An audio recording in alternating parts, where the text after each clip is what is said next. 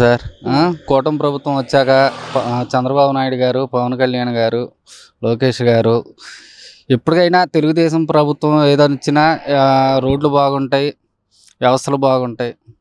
ప్రస్తుతానికైతే రోడ్లు బాగున్నాయి. అంతేకాకుండా నాణ్యత కూడా సరిచేయాలని చూస్తున్నాం. చాలా వరకు సిటీల్లో కూడా మన నూజివీడు నియోజకవర్గంలో కూడా చాలా రోడ్లు పోసారు ఈ మధ్య. అది పోసిన 3 నెలలకి, 4 నెలలకి మళ్ళీ పెచ్చులు కొట్టడం, ఇది నాణ్యతలో కొంచెం తేడా అనిపిస్తుంది. దానికి కూడా ప్రభుత్వం ఏం చేయాలని చెప్పేసి క్వాలిటీ కంట్రోలులతో పర్యవేక్షణతో, అధికారుల పర్యవేక్షణతో చేస్తే బాగానే ఉంటుంది. అయితే గత సంవత్సరం గత ప్రభుత్వం కన్నా ఈ ప్రభుత్వంలో రోడ్లు బాగున్నాయి. గతంలో చండాలంగా ఉన్నాయండి. ఇదొక టాస్క్. విజయవాడ వెళ్ళి రావటం అంటే మనం హైదరాబాద్ వెళ్ళి వచ్చేటండి. అడుక్కో గుంట. గత వైసీపీ ప్రభుత్వంలో జగన్ గారు కానీ ఎవ్వరూ ఒక గంపెడు మట్టి పోయలేదు. ఆ రోడ్ల వల్లే వాళ్ళు ఓడిపోవటానికి కారణం కూడా రోడ్ల వల్లే.